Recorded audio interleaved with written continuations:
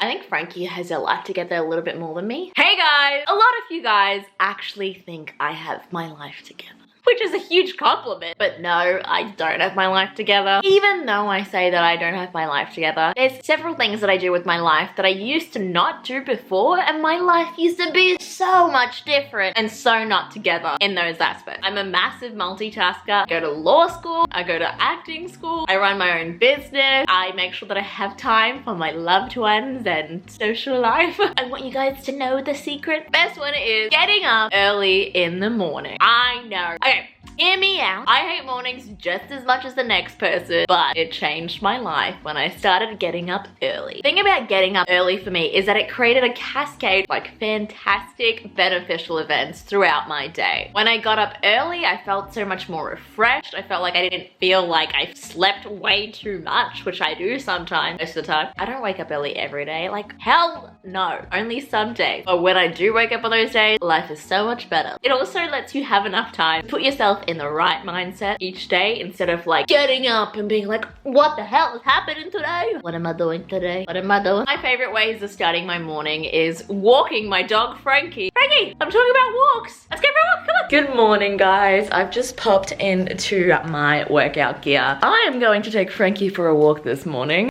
Frankie, are you ready for your walk? We're gonna go on a walk. We're gonna go on a walk. I don't wanna let you down.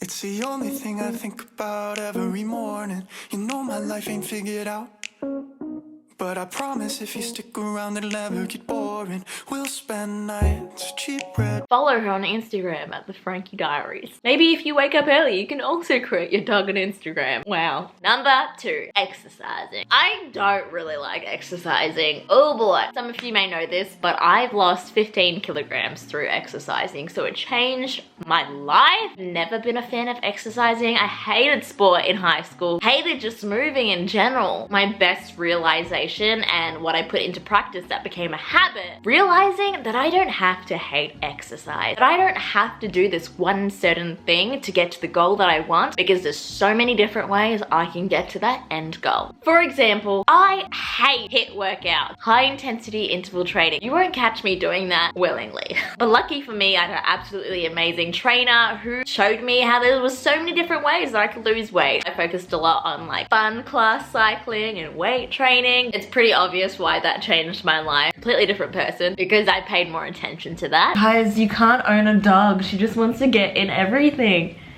She's got FOMO. Do you want to do some weights? Get flats even though we can't afford them. I don't wanna let you down. I don't wanna lose you now.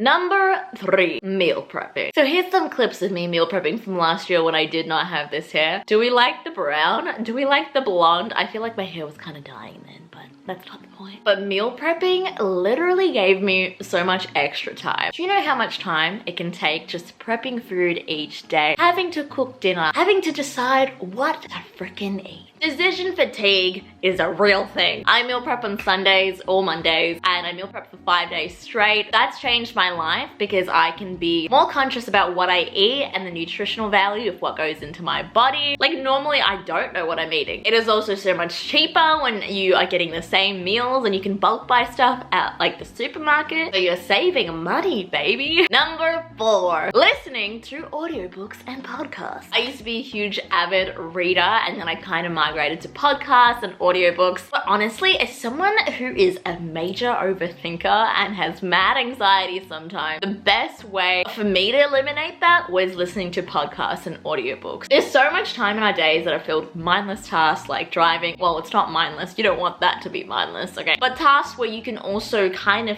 do other things and feed your mind so it's not just like blah. I am not sponsored by Audible, don't worry. Okay. I'm about to get changed to take Frankie on a walk, and I'm gonna take my phone and my AirPods with me. So I'm gonna go and listen to an audiobook, and I really wanna relax today. So I'm gonna be reading Starsight by Brandon Sanderson, which is the second book in the Skyward series. I'm on chapter 4 right now. I'll see you guys later. I'm gonna go on my walk and listen to this. My magic formula is listening to one fiction book and then one non-fiction book and then keep going like that. I listen to self-development business books with non-fiction, but I try not to listen to that when I'm trying to wind down. If you want any good fiction audiobook recommendations, I suggest Sleeping Giant, fantastic book, narrated amazingly.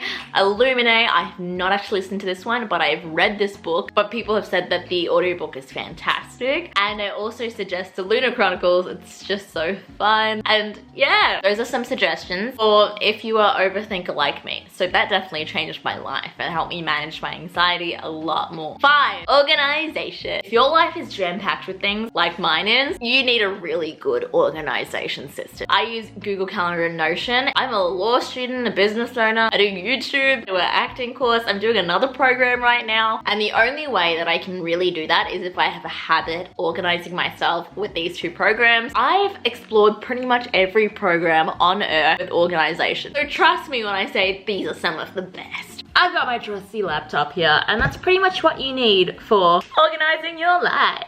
Or paper and pen. Organization is such a key thing for me. I'll sit on this desk on a Monday and pretty much plan out my whole week, and I only do this once a week because I'm such a planner whore, and it's a real big problem. Like, I will spend hours just planning things and not actually doing things. Frankie is a stage 4 clinger. Google Calendar is honestly one of the best calendars that I've found, but the way that I use it is that I create different calendars for different areas of my life. I'll go through my week and block out all the things that I can't change, like my lecture times that I have to attend, any meetings, and then I use Notion and their weekly agenda template to do to-do lists and just tick off the things that I need to get done that are not things that I need to always do on a Monday or do on a Tuesday. More like make an appointment for the vet. I'm not going to be putting that in my Google Calendar. I'm going to be leaving it to my Notion weekly agenda template. Even creating a simple to-do list, super important. Since I have so many activities going on, I like to frame my days with one mindset mostly. For example, on Fridays, it's my business day and I'll focus on admin and fulfilling my orders. And when I get to Friday,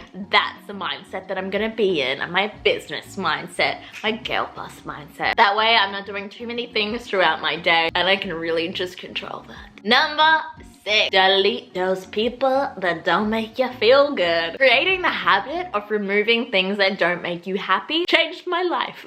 For example, deleting people off social media that totally don't make you happy. Also the process of like following people that you kind of hate. Like, what's the point of that? It's only going to make you more upset. It has nothing to do with that. Here's a short tutorial on how to delete people you don't like.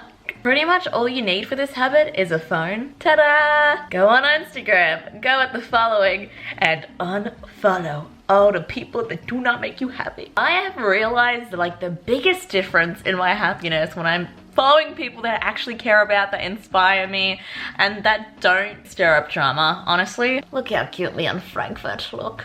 Oh, so cute. But you have to remember that you are responsible for your own life as much as you can be, because I know there's some things that you can't control, but your reaction is what you're responsible for. How you deal with things, you're responsible for the environment that you put yourself in if you have control of that. That last one, number 7, making the habit of being active rather than being passive. Not everything is going to fall into your lap in life. Life is honestly what you make it. Is that a Hannah Montana song? Nobody's perfect. But you honestly never know what opportunities that you are missing out on because you didn't go out and seek them. Like, go and apply for that job that you think, hey, maybe I'm not super qualified for, but I'll never know if I'll get it if I don't do it. Message someone in your industry about advice. You might end up making a mentor relationship that you wouldn't ever have thought you would have if it wasn't for you reaching out to them, letting them know how you feel. You don't seek for it and don't try, you'll never know. You learn things you never knew, you never knew.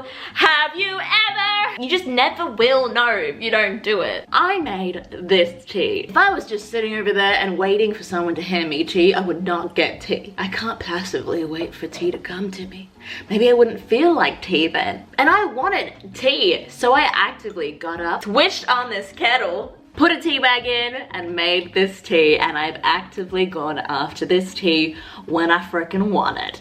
Go and apply for that job that you want. Make it a habit to do something that you want or without any indication or sign from the universe telling you that you should do it. Those are my 7 habits that have changed my life. Maybe if you want to change your life, they'll change yours too. If you like this video, make sure to subscribe, comment down below so we can have a little chat. And if you guys want to message me, follow me on Instagram, miss.chammy. Send me a message, I'll reply to it. Join the family. We're gonna rule the world. Goodbye, guys. Say bye. Bye. Bye.